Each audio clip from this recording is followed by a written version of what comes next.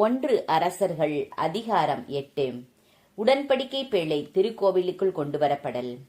பின்னர் சாலமோன் ஆண்டவரின் உடன்படிக்கை பேழையை தாவீதின் நகர் சீயோனினின்று கொண்டுவர விரும்பினார். அதற்காக அவர் இஸ்ரேலின் பெரியோரையும் எல்லா குலத் தலைவர்களையும் இஸ்ரேல் மக்களின் மூதாதையர் வீட்டு தலைவர்களையும் எருசலேமிற்கு தம்மிடம் வரும்படி அழைத்தார். அதற்கிணங்க அவர்கள் அனைவரும் 7ஆம் மாதமாகிய ஏத்தானின் மாதத்தில் பண்டிகையின் போது அரசர் சாலமோன் முன் கூடினர். இஸ்ரேலின் பெரியோர் அனைவரும் வந்தனர். குருக்கள் பேழையை தூக்கிக் கொண்டனர். ஆண்டவரின் பேழை, சந்திப்பு கூடாரம், கூடாரத்தின் தூய கலன்கள் அனைத்தையும் குருக்களும் லேவியரும் சுமந்து சென்றனர். அரசர் சாலமோனும் அவரிடம் வந்து, குழுமிய இஸ்ரேல் மக்கள் கூட்டமைப்பினர் அனைவரும் என்னவோ கணக்கிடவோ முடியாத அளவு திரளான ஆடுகளையும் மாடுகளையும் பேழைக்கு முன்னால் பலியிட்டனர். பின்னர் குருக்கள் ஆண்டவரின் உடன்படிக்கை பேழையை கோவில் கருவறையாகிய திரு தூயகத்தில் அதற்குரிய இடத்தில் கெருபுகளின் இறக்கைகளின் கீழே கொண்டு வந்து வைத்தனர். அக்கெருபுகள் பேழை இருக்கும் இடத்தில் தங்கள் 2 இறக்கைகளையும் விரித்து பேழையும் அதன் தண்டுகளையும் மூடியவாறு இருந்தன. தண்டுகள் நீளமாக இருந்ததால் அவற்றின் முனைகள் கருவறைக்கு முன்னுள்ள தூயகத்தில் இருந்து காணக்கூடியவையாயிருந்தன.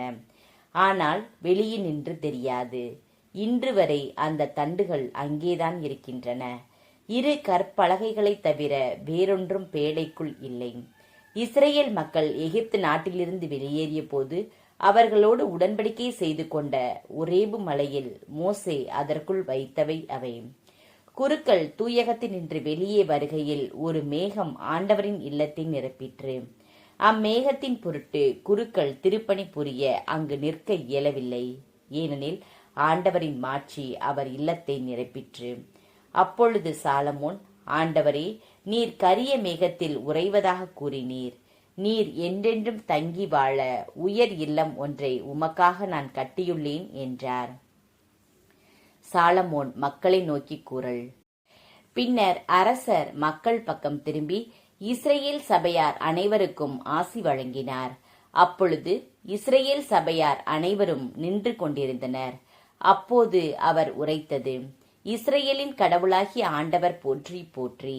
அவர் என் தந்தை தாவீதுக்கு வாயால் உரைத்ததை கையால் செய்து முடித்தார். என் மக்களாகிய இஸ்ரேலை எகிப்திலிருந்து அழைத்து வந்த நாள் முதல் இன்று வரை என் பெயர் விளங்கும்படி ஒரு கோவிலை கட்டுவதற்காக இஸ்ரேலின் அனைத்து குலங்களுக்கு சொந்தமான எந்த நகரையும் நான் தேர்ந்து கொள்ளவில்லை. ஆனால் தாவீதாகிய உன்னை என் மக்களாகிய இஸ்ரேலை ஆளும்படி தேர்ந்து கொண்டேன். இஸ்ரேலின் கடவுளாகிய ஆண்டவரின் பெயருக்கு கோவில் கட்ட வேண்டும் என்ற எண்ணம் என் தந்தை தாவீதின் உள்ளத்தில் இருந்தது. ஆயினும் ஆண்டவர் என் தந்தை தாவீதை நோக்கி, என் பெயருக்கு கோவில் கட்ட வேண்டும் என்ற எண்ணம் உன் உள்ளத்தில் இருக்கிறது, அது நல்லதுதான். ஆயினும் நீ அக்கோயிலை கட்டப்போவதில்லை. உனக்கு பிறக்கும் உன் மகனே என் பெயருக்கு அக்கோவிலை கட்டுவான் என்றார். இவ்வாறு ஆண்டவர் தாம் உரைத்த வாக்கை இப்போது நிறைவேற்றியுள்ளார். ஆண்டவர் சொன்னபடியே நான் என் தந்தை தாவீதின் இடத்திற்கு உயர்ந்து இஸ்ரேலின் அரியணையில் அமர்ந்துள்ளேன். மேலும் இஸ்ரேலின் கடவுளாகிய ஆண்டவரின் பெயருக்கு இந்த கோவிலையும் கட்டியுள்ளேன். இதனுள் ஆண்டவர் நம் மூதாதையரை எகிப்து நாட்டிலிருந்து அழைத்து வந்தபோது அவர்களோடு செய்து கொண்ட உடன்படிக்கையை வைக்க ஒரு தனி இடத்தையும் ஏற்பாடு செய்துள்ளேன். சாலமோனின் மன்றாட்டு. பின்னர் சாலமோன் ஆண்டவரின் பலிபீடத்தை நோக்கி நின்று கொண்டு இஸ்ரேல் சபையார் அனைவர் முன்னிலையில் வானத்திற்கு நேரே தம் கைகளை உயர்த்தி அவர் மன்றாடியது, இஸ்ரேலின் கடவுளாகிய ஆண்டவரே, மேலே விண்ணிலும் கீழே மண்ணிலும் உம்மை போன்ற வேறு கடவுள் யாரும் இல்லை. உமது முன்னிலையில் முழு உள்ளத்தோடு உமக்கு கீழ்ப்படிந்து நடக்கும் உம்முடைய அடியார்க்கு உமது உடன்படிக்கையின்படி தவறாது பேரன்பு காட்டி வருகிறீர். நீர் அடியானாகிய என் தந்தை தாவீதுக்கு உரைத்ததை நிறைவேற்றினீர். அன்று வாயால் உரைத்ததை இன்று கையால் செய்து முடித்தீர். இஸ்ரேலின் கடவுளாகிய ஆண்டவரே, நீர் அடியானாகிய என் தந்தை தாவீதை நோக்கி, நீ என்னை மறவாமல் நடந்து கொண்டது போல் உன் பிள்ளைகள் என்னை மறவாது தக்க நெறியில் நடப்பார்களேயாகில் இஸ்ரேலின் அரியணையில் வீற்றிருக்க அவர்களுள் ஒருவன் இல்லாமல் போக மாட்டான் என்று சொன்னதை நிறைவேற்றும். இஸ்ரேலின் கடவுளே, உம் அடியானாகிய என் தந்தை தாவீதுக்கு நீர் சொன்னது உமது வார்த்தை நிலை பெறுவதாக. கடவுள் உண்மையில் இந்த மண்ணுலகில் தங்கியிருப்பாரா? வானமும் வான மண்டலங்களும் உம்மை கொள்ள இயலாதிருக்க நான் கட்டியுள்ள இக்கோயில் எப்படி உம்மை கொள்ளும்? என் கடவுளாகிய ஆண்டவரே, உம் அடியான் செய்கிற வேண்டுதலையும் விண்ணப்பத்தையும் கேட்டருளும். உம் அடியான் இன்று உம் முன்னிலையில் எழுப்பும் கூக்குரலுக்கும் செய்யும் வேண்டுதலுக்கும் செவிசாய்த்தருளும். என் பெயர் இவ்விடத்தில் விளங்கும் என்று இக்கோவிலை பற்றி நீர் சொல்லியிருக்கின்றீர். இவ்விடத்தில் உம் அடியான் செய்யும் வேண்டுதலை கேட்டருள்வதற்காக இரவும் பகலும் உமது கண்கள் இதனை நோக்கி இருப்பனவாக. உம் அடியானின் விண்ணப்பத்திற்கு இவ்விடத்தை நோக்கி செய்கிற உம் மக்கள் இஸ்ரவேலர் வேண்டுதலுக்கும் செவி சாய்ப்பீராக. உமது உறைவிடமாகிய விண்ணகத்தில் இருந்து கேட்டு அருள்வீராக. கேட்டு மன்னிப்பு அருள்வீராக. ஒருவர் தமக்கு அடுத்திருப்பவருக்கு எதிராக பாவம் செய்ததாக குற்றம் சாட்டப்பட்டு இந்த கோவிலில் உமது பீடத்தின் முன் ஆணையிடுமாறு கொண்டு வரப்பட்டால் விண்ணிலிருந்து நீர் அதை கேட்டு செயல்பட்டு உமது அடியாருக்கு தீர்ப்பு வழங்குவீராக. தீயவரை தீயவராக கணித்து அதற்குரிய பழியை அவர் தலைமேல் சுமத்துவீராக.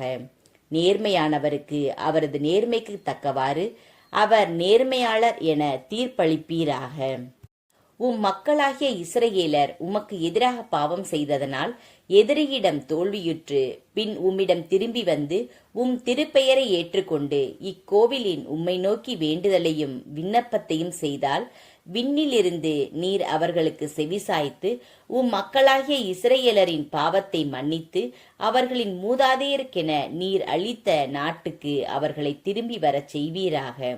அவர்கள் உமக்கு எதிராக பாவம் செய்ததனால் வானம் அடைப்பட்டு மழை பெய்யாதிருக்கும்போது அவர்கள் இவ்விடத்தை நோக்கி வேண்டுதல் செய்து உம் பெயரை ஏற்றுக்கொண்டு நீர் அனுப்பும் துன்பத்தினால் பாவம் செய்வதிலிருந்து மனம் மாறினால் விண்ணிலிருந்து நீர் அவர்களுக்கு செவிசாய்த்து உம் அடியாரும் உம் மக்களாகிய இஸ்ரவேலரும் செய்த பாவத்தை மன்னிப்பீராக.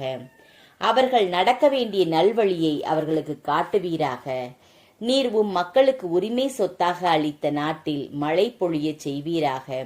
நாட்டில் பஞ்சம் கொள்ளை நோய் உண்டாகும் போதும் வறட்சி சாவு வெட்டுக்கிளி தத்துக்கிளி ஆகியவற்றால் பயிர் அழிவுறும் போதும் நாட்டின் எந்த நகரையாவது எதிரிகள் முற்றுகையிடும் போதும் கொள்ளை நோயோ வேறெந்த நோயோ வரும்போதும் உம் மக்களாகிய இஸ்ரவேலருள் யாராவது மனம் நொந்து இக்கோவிலை நோக்கி தம் கைகளை உயர்த்தி செய்யும் எல்லா வேண்டுதலுக்கும் விண்ணப்பத்திற்கும் உமது உறைவிடமாகிய விண்ணிலிருந்து நீர் செவிசாய்த்து மன்னிப்பீராக.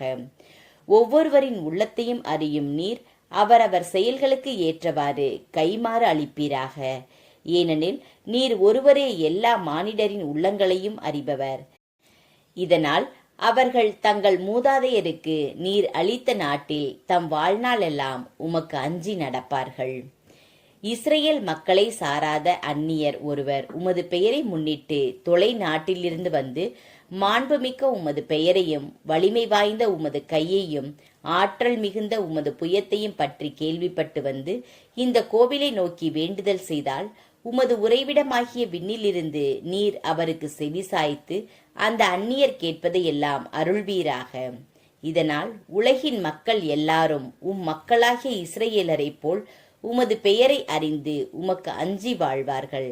மேலும் நான் எழுப்பியுள்ள இக்கோவிலில் உமது பெயர் போற்றப்படுவதை உணர்வார்கள். உம் மக்கள் தங்கள் பகைவர்களோடு போரிட செல்லும்போது நீர் காட்டும் வழியில் அவர்கள் செல்கையில் நீர் தேர்ந்து கொண்ட இந்நகரையும் உமது பெயருக்கு நான் கட்டியுள்ள இக்கோயிலையும் நோக்கி ஆண்டவராகிய உம்மிடம் வேண்டினால் விண்ணிலிருந்து நீர் அவர்களுடைய வேண்டுதலுக்கும் விண்ணப்பத்திற்கும் செவிசாய்த்து அவர்களுக்கு நீதி வழங்குவீராக. அவர்கள் உமக்கு எதிராக பாவம் செய்தால் பாவம் செய்யாத மனிதர் ஒருவரும் இல்லை. நீர் அவர்கள் மேல் சினம் கொண்டு அவர்களை எதிரிகளிடம் ஒப்படைக்க அவர்கள் தொலைவிலேயோ அருகிலேயோ இருக்கும் எதிரியின் நாட்டுக்கு கைதிகளாக கொண்டு செல்லப்பட்டால் அப்படி கொண்டு செல்லப்பட்ட நாட்டில் உணர்வு பெற்று மனம் மாறி நாங்கள் பாவம் செய்தோம், நெறி தவறினோம், தீய வழியில் நடந்தோம் என்று விண்ணப்பம் செய்தால் தங்களை கைதிகளாக கொண்டு சென்ற பகைவரின் நாட்டில் தங்கள் முழு உள்ளத்தோடும் முழு மனதோடும் உம்மிடம் திரும்பி வந்து நீர் அவர்கள் மூதாதையருக்கு அளித்த தங்கள் நாட்டையும் நீர் தேர்ந்து கொண்ட இந்நகரையும் உமது பெயருக்கு நான் கட்டியுள்ள இந்த கோவிலையும் நோக்கி நின்று உம்மிடம் வேண்டுதல் செய்தால் உமது உறைவிடமாகிய விண்ணிலிருந்து நீர் அவர்களுடைய வேண்டுதலுக்கும் விண்ணப்பத்திற்கும் செவிசாய்த்து அவர்களுக்கு நீதி வழங்குவீராக. உமக்கு எதிராக பாவம் செய்த மக்களை மன்னிப்பீராக. உமக்கு எதிராக அவர்கள் செய்த எல்லா தவறுகளையும் மன்னிப்பீராக. அவர்களை கைதிகளாக கொண்டு சென்றவர்களின் பார்வையில் நீர் அவர்களுக்கு கருணை காட்டும். இதனால் அவர்களும் மக்களுக்கு கருணை காட்டுவார்களாக. ஏனெனில் அவர்கள் உம்முடையவர்கள், உமது உரிமை சொத்து. அவர்களை எகிப்து என்ற இரும்பு உலைக்களத்தினின்று நீர் அழைத்து வந்தீர். அடியானின் விண்ணப்பத்திற்கும் மக்களாகிய இஸ்ரவேலரின் விண்ணப்பத்திற்கும் அவர்கள் உம்மை நோக்கி மன்றாடும் போதெல்லாம் நீர் அவர்களுக்கு செவிசாய்க்கும்படி கண்கள் திறந்திருப்பதாக. ஏனெனில் என் தலைவராகிய ஆண்டவரே, நீர் எம் மூதாதையரை எகிப்திலிருந்து அழைத்து வந்தபோது ஊழியர் மோசேயை கொண்டு நீர் சொன்னபடியே செய்திருக்கிறீர். உமது உரிமை சொத்தாக இருக்குமாறு உலகின் எல்லா இனத்தவரிடமிருந்து அவர்களையே நீர் பிரித்தெடுத்தீர். இவ்வாறு சாலமோன் வானத்தை நோக்கி கைகளை உயர்த்தி முழந்தாளிட்டு ஆண்டவரிடம் இந்த வேண்டுதல் விண்ணப்பத்தை எல்லாம் சொல்லி மன்றாடினார். வேண்டி முடித்த பின் ஆண்டவரது பலிப்பீடத்தின் முன் எழுந்து நின்றார். மேலும் அவர் இஸ்ரேல் சபையார் அனைவருக்கும் ஆசி வழங்கி உரத்த குரலில் சொன்னது: தாம் வாக்களித்தபடியெல்லாம் தம் மக்களாகிய இஸ்ரேலருக்கு அமைதியை அருளிய ஆண்டவர் போற்றி போற்றி. அவர் தம் ஊழியர் மோசேயின் மூலம் கொடுத்த நல் வாக்குகள் அனைத்தும் நிறைவேறின, ஒன்றேனும் பொய்க்கவில்லை. நம் கடவுளாகிய ஆண்டவர் நம் மூதாதையரோடு இருந்தது போல நம்மோடும் இருப்பாராக. நம்மை கைவிடாமலும் நம்மை விட்டு பிரியாமலும் இருப்பாராக. நம் மூதாதையருக்கு அவர் கொடுத்த விதிமுறைகளையும் நியமங்களையும் நீதி சட்டங்களையும் நாமும் கடைபிடித்து அவர் வகுத்த வழிகளில் எல்லாம் நடக்கும் வண்ணம் நம் உள்ளங்களை தம் பக்கம் ஈர்ப்பாராக. ஆண்டவர் முன்னிலையில் நான் செய்த இவ்விண்ணப்பங்கள் இரவும் பகலும் நம் கடவுளாகிய ஆண்டவரின் அருகில் இருப்பதாக. அவர் அடியேனுக்கும் நம் மக்களாகிய இஸ்ரேலருக்கும் நாள்தோறும் தேவைக்கேற்ப நீதி வழங்குவாராக. ஆண்டவரே கடவுள், வேறு எவரும் இல்லை என்று உலகில் எல்லா மக்களும் அறிவார்களாக. நீங்களும் இன்று போல் அவருடைய நியமங்களின்படி நடக்கவும் விதிமுறைகளை கடைபிடிக்கவும் நம் கடவுளாகிய ஆண்டவருக்கு உங்கள் உள்ளம் முற்றிலும் பணிந்திருப்பதாக. திருக்கோவிலின் அர்ப்பணம். பின்பு அரசரும் அவருடன் இந்த இஸ்ரேலர் அனைவரும் ஆண்டவர் முன்னிலையில் பலி செலுத்தினர். சாலமோன் ஆண்டவர் முன்னிலையில் 22,000 காளைகளையும் 1,20,000 ஆடுகளையும் நல்லுறவு பலியாக செலுத்தினார். இவ்வாறு செய்து அரசரும் இஸ்ரேல் மக்களும் ஆண்டவரின் இல்லத்தை அர்ப்பணம் செய்தனர். ஆண்டவர் திருமுன் இருந்த வெண்கல பலிபீடம் எரிபலிகளையும் உணவு படையல்களையும் நல்லுறவு பலிகளின் கொழுப்புகளையும் கொள்ளவிடாமல் மிக சிறியதாக இருந்தது. எனவே அரசர் ஆண்டவரது இல்லத்தின் முன்னேயுள்ள முற்றத்தின் நடுப்பகுதியை இந்த நாளன்று திருநிலைப்படுத்தி அங்கே எரிபலிகளையும் உணவு படையல்களையும் நல்லுறவு பலிகளின் கொழுப்புகளையும் படைத்தார். அந்த நாள்களில் சாலமோனும் இலபோயாமாத்தின் எல்லையிலிருந்து எகிப்தின் ஓடை வரையுள்ள பகுதியில் இருந்து வந்த இஸ்ரேல் சபையார் அனைவரும் அவரோடு சேர்ந்து ஆண்டவர் முன்னிலையில் விழா கொண்டாடினர். இந்த விழா 7 நாள்கள் கொண்டாடப்பட்டது. 8ஆம் நாளன்று அவர் மக்களை அனுப்பி வைத்தார். அவர்கள் அரசரை வாழ்த்தி ஆண்டவர் தம் அடியார் தாவீதுக்கும் தம் மக்கள் இஸ்ரேலருக்கும் செய்தருளிய எல்லா நன்மைகளையும் நினைத்து மகிழ்ச்சியோடும் உள்ளத்து உவகையோடும் தம் இல்லங்களுக்கு திரும்பினார்கள்.